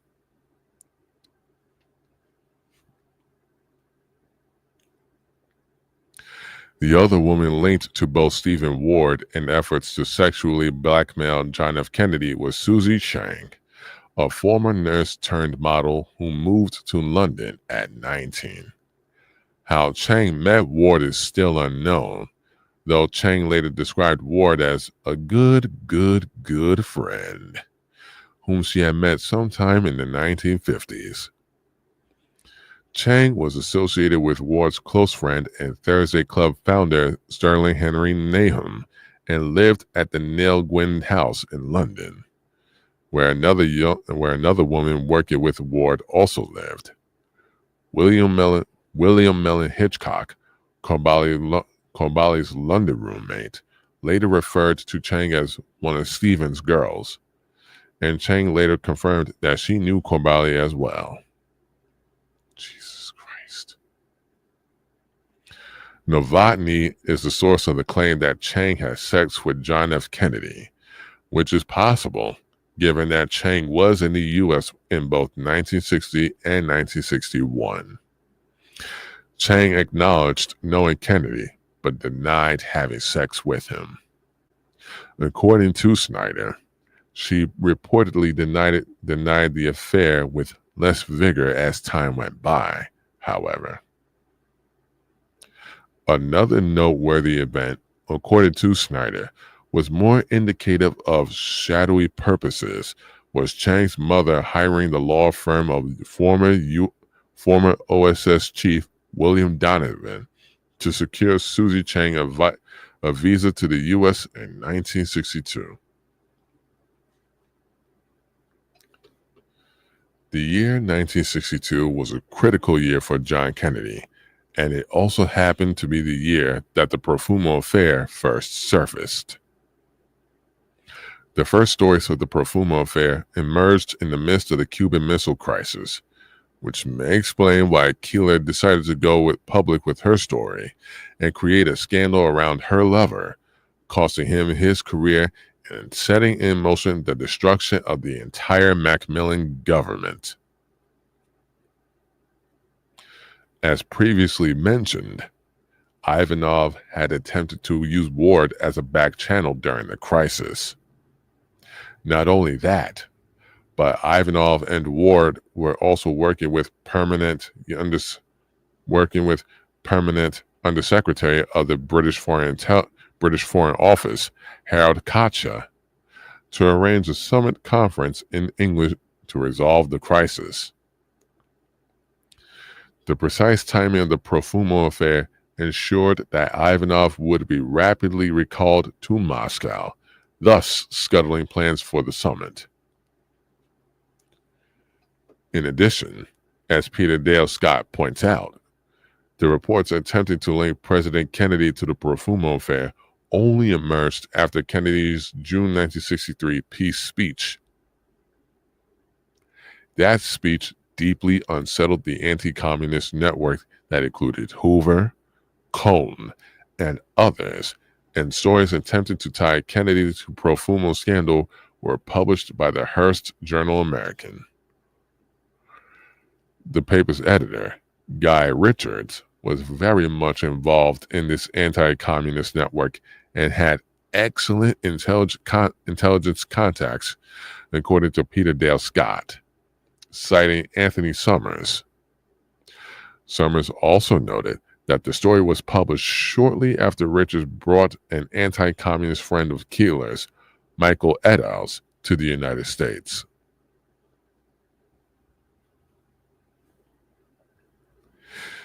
In addition, Roy Cohn was a longtime close personal friend of Richard Berlin, the top manager of the Hearst newspaper conglomerate, which owned the Journal-American. Cohn was notorious for placing stories in Hearst newspapers, as well as publications controlled by his other close friends, such as C. Newhouse, for the benefit of his clients and his network. The Profumo affair was probably Corbali's most notable tie to a sex blackmail ring, but it was hardly his only such connection. Years later, Corbali was deeply connected to the so-called Hollywood madam Haydee Fleiss, as well as VIP S&M scene in the Hamptons. What? Corbali then claimed, in the case of the latter, to have started that ring, which he said he had imported from the UK. He was also said to possess numerous pictures of various individuals engaged in some rather strange sexual practices that were staples of these parties. Another important association of Corbali's, though not tied necessarily to sexual blackmail, was his connection to Jules Kroll of Kroll and Associates, with many early Kroll employees crediting Corbali for the firm's initial success.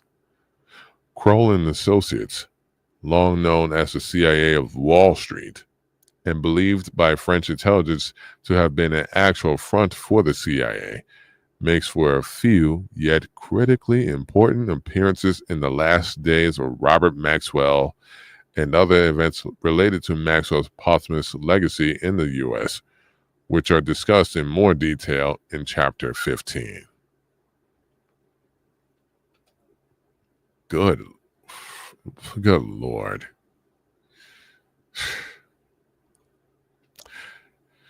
The next part of this chapter, which will be the final part of this chapter, the United Dye Web.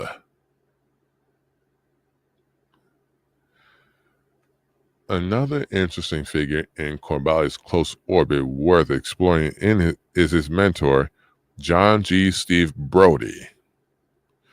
Brody was a private investigator who had more than a few run-ins with the law, including for his role in the wiretapping of the then mayor of New York, William O'Dwyer, on behalf of Brody's longtime employer, Clendenin Ryan.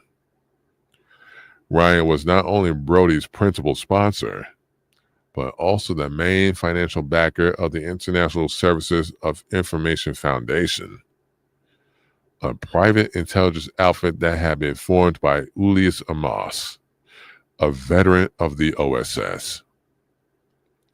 Amos was known, after his service in the OSS, for investing in companies embedded in the country's growing military-industrial complex, some of which were alleged to be CIA fronts for money laundering. Another prominent figure linked to the foundation was Charles Willoughby, Douglas MacArthur's former intelligence chief, who was a trustee. Clendenin Ryan's son, Clendenin Ryan Jr., was close to a man named Douglas Caddy, who led an anti-communist group called Young Americans for Freedom. Clendenin Ryan Jr. and Caddy were roommates at Georgetown University, and the former was tangentially involved in founding YAF. Another key member of YAF was former CIA officer, National Review founder, and close friend of Roy Cohn, William F. Buckley.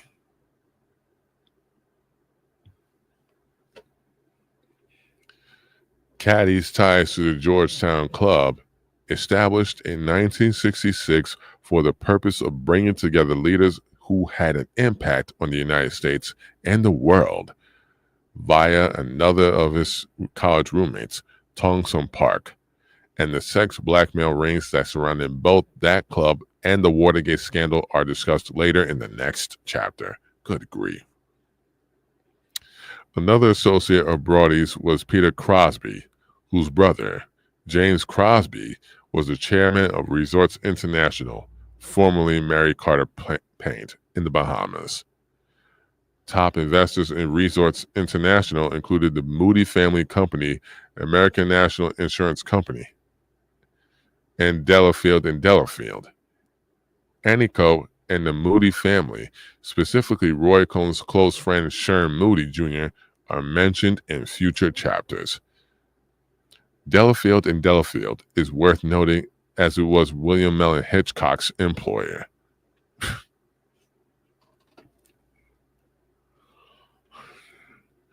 Peter Crosby was a stock manipulator and a close associate of organized crime figures who made an appearance in the financial web surrounding the United Dye stock swindle, the aftermath of which resulted in the indictment of Roy Cohn in the early 1960s.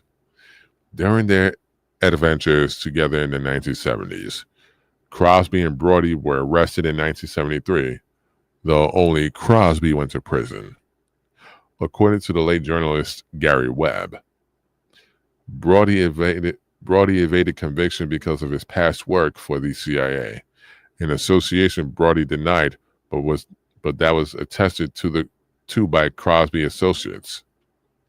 Webb, citing reports in the Kentucky Post, also noted that the papers confiscated from Crosby and Brody at the time of their arrest showed that the two men dealt with many of the same men believed by investigators to be part of a nationwide network of confidence men and organized crime figures.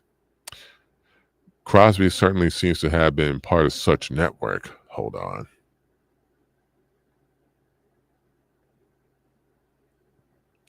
Before his 1973 arrest, for example, he was involved in shady financial dealings with William McCarthy, brother of Texas oil tycoon Glenn McCarthy. Those dealings centered around American Montana Oil and Gas, a dummy corporation through which McCarthy aimed to seize properties then controlled by Ajax Oil Company. Other companies were involved in McCarthy's Ajax takeover plan, including Sundown Oil Company, which counted Paul Roland Jones as a director. Jones was a known figure in Chicago's organized crime scene who had relocated to Texas in 1947 and was implicated in narcotics trafficking. Wow. He also incidentally had connections to Jack Ruby, born Jacob Rubenstein, the gangster who is now best known for killing Lee Harvey Oswald after the assassination of John F. Kennedy. Ruby also had connections to the Moody family of Anaco. Crosby and McCarthy entered into an arrangement with satirist Sonny Facilis as part of this elaborate scheme. Facilis also had a business relationship with a man named Alexander Guterna and the Bonami Company, which played a critical role in the United Dye swindle. Guterna was a Russian national who came to the United States in the 1950s, arriving first in California before relocating to Florida. There he launched Shawano Corporation and began acquiring other companies by trading Shawano stock. He soon made his way to Las Vegas, where he found the Vegas mob at the Desert Inn eager to unload the hotel. Guterna then traded Shawano stock for the Little Isle de Capri Hotel, Bay Harbor Islands, forming the nucleus of United Hotels, Inc., which was to dump the Desert Inn on the public if need be. The Desert Inn was very much a focus of Cohn's trial related to United Dye. As previously mentioned, the Desert Inn's manager, Albert Rowan, was also in the employ of mobster Mo Dalitz, and was a key figure in the United Dye trial. So was Sam Garfield, a lifelong friend of Dalitz. The government asserted in its case against Cohn that Eli Boyer, the accountant who helped Cohn take control of Lionel Corporation, had been used by Cohn to pipeline threats to Rowan to keep him from giving truthful testimony to the grand jury investigating United Dye. Boyer confirmed this in his testimony.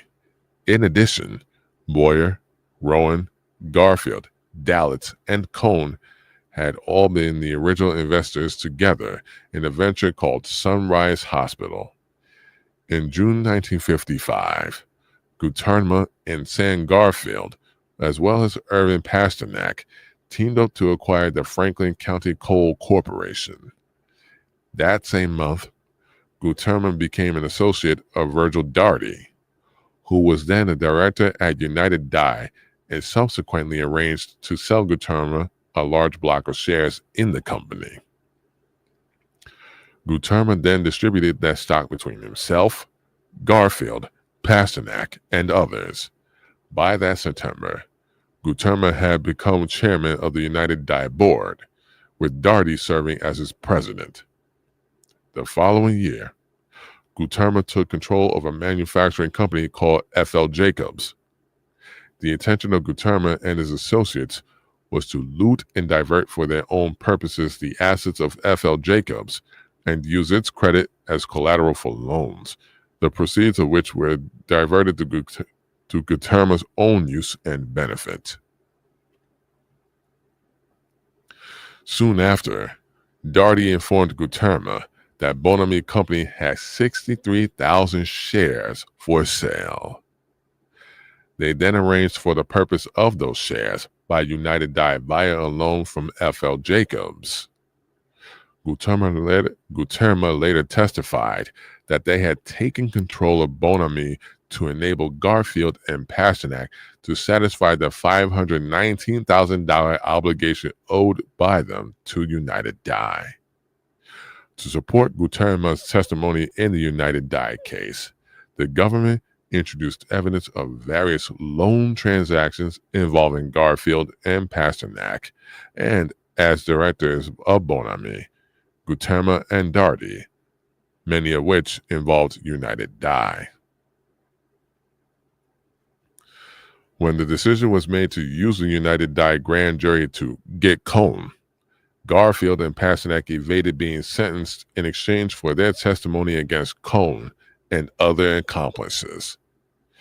As previously mentioned, their deals to obtain immunity, which were not publicly acknowledged, helped convince a jury to acquit Cohn during the retrial, i.e., the second trial that followed the initial mistrial of the United Dye case.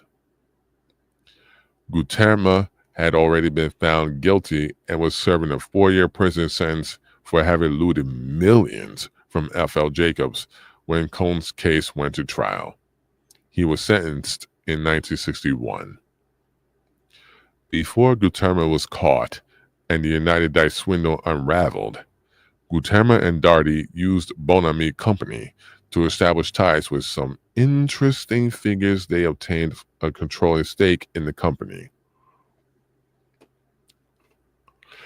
In 1957, Guterma and Daugherty entered into negotiations with an entertainment executive named Matthew Fox, in which they sought to purchase $5 million worth of spot time for TV commercials for Bon-Ami. Bon-Ami loaned Fox $115,000, and Fox arranged for Guild Films to supply Bon-Ami spot time if Fox defaulted on the loan, which he did. Fox was much more than a television movie executive.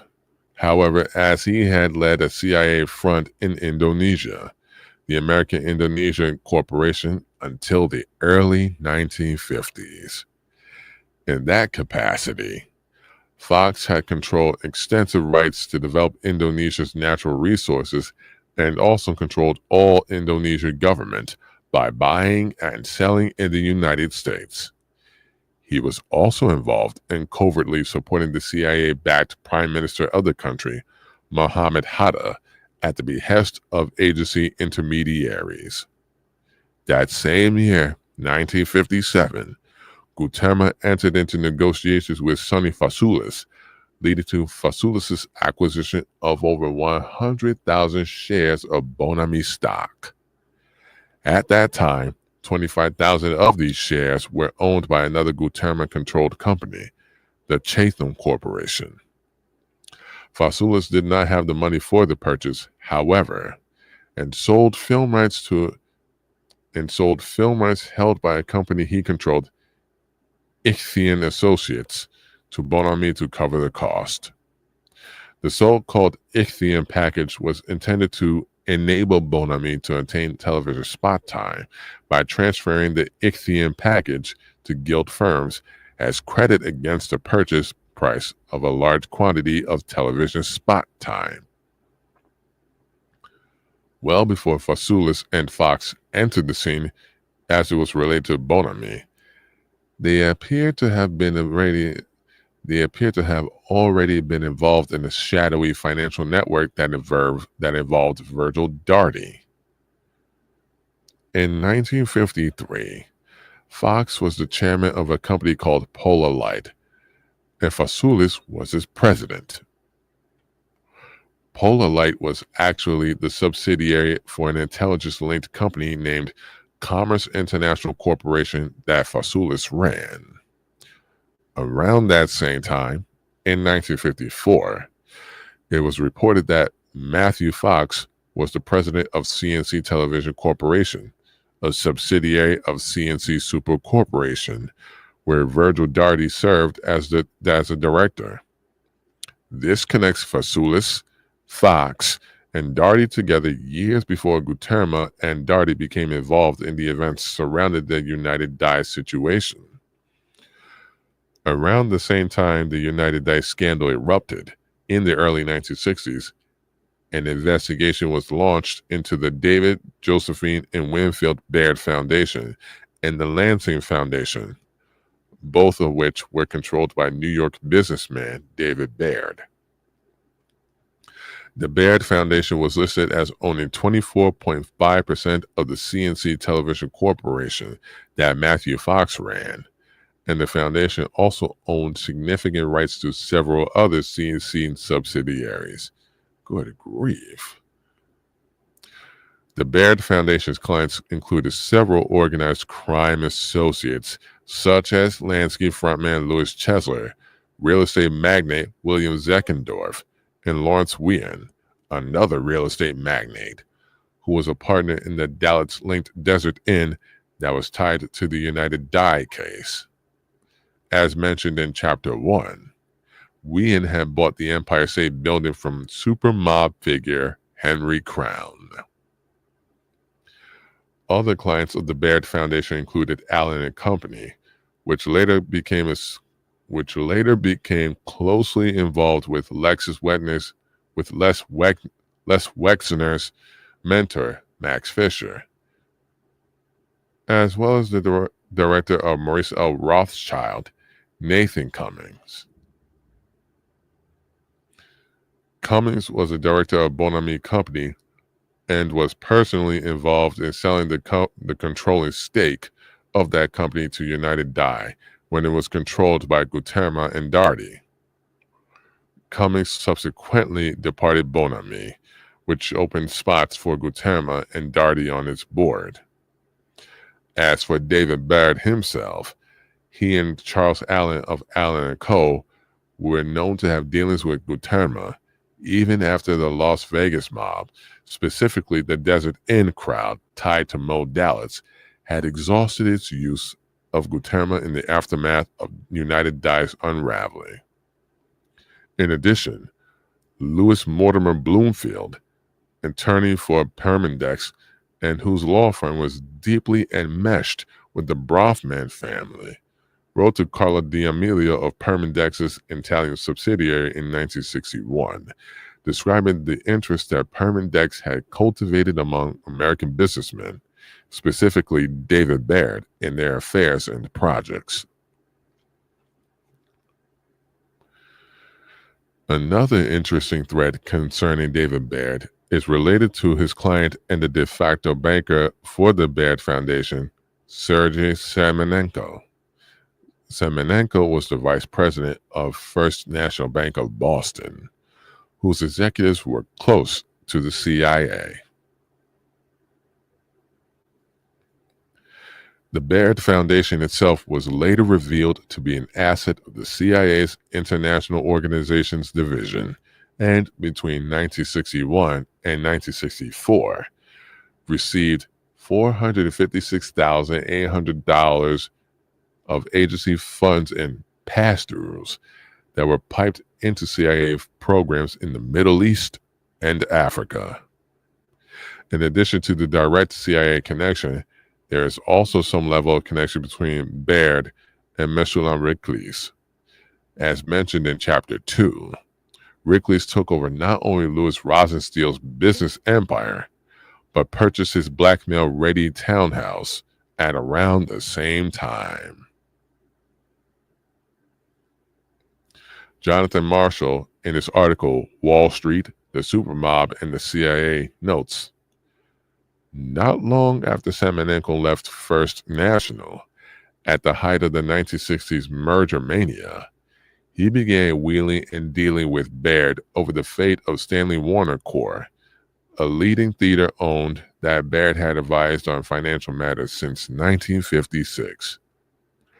The first public hint of their dealings came in November 1967, when New York City newspapers touted Baird's philanthropy by reporting that he was chairing the annual celebrity ball of the Variety Club of New York in honor of Democratic Rep. Emanuel Seller. Wow. Vice chairman for the ball were Semenenko, Stanley Warner Corps chairman S.H. Fabian, and Mechoulam Riklis, the young Odessa-born chairman of Glen Alden Corps, a fast-growing conglomerate that was angling to acquire Stanley Warner. Marshall goes on to reveal that Seller, once the chairman of the House Judiciary Committee, was a notable friend of Louis Rosensteel. He also notes that David Baird received a $3 million finder's fee for his role in arranging sale of Stanley Warner stock to Reckless Glen Alden Corporation. Shortly thereafter, Reckless by Glen Alden took control of Rosensteel's Shenley Industries. Incidentally, another Baird associate, Charles Allen, and of Allen and Company, had previously considered acquiring Shenley before Reckless succeeded in doing so. Ultimately, this series of serpentine financial connections reveals a dense web linking several organized crime figures, their intermediaries, organized crime-linked businessmen, and intelligence agencies. Some key figures in this network, as mentioned in this and previous chapters, engaged in various forms of blackmail and power plays to ensure the continued growth of both their legal and illegal financial interests.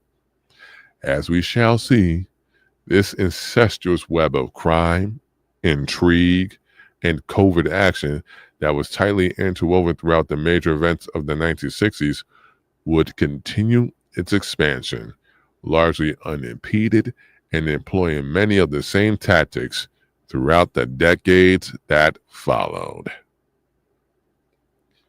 And there you have it.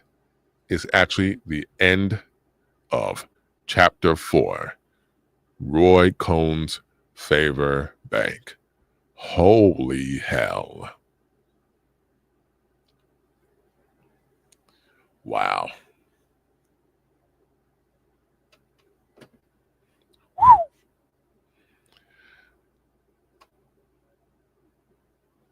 Wow. Yo, that is insane. And it's still the same today. Much appreciated. Thank you. Thank you. Thank you. Thank you to all those who stayed and enjoyed the read. Though I think this is more of a need to know read. This is one of those, this needs to be,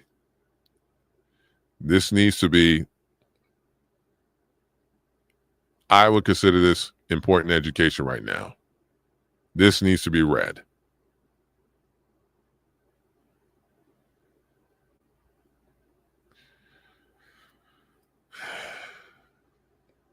The next chapter on Monday will be chapter 5,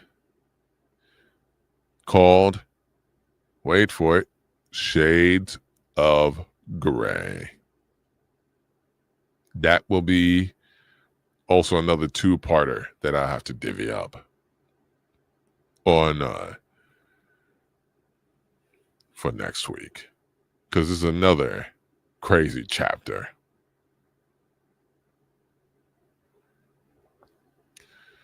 Whew. All right, with that, hopefully you enjoyed the read, and catch you on the next one. Stay cool and stay informed. Have a good day.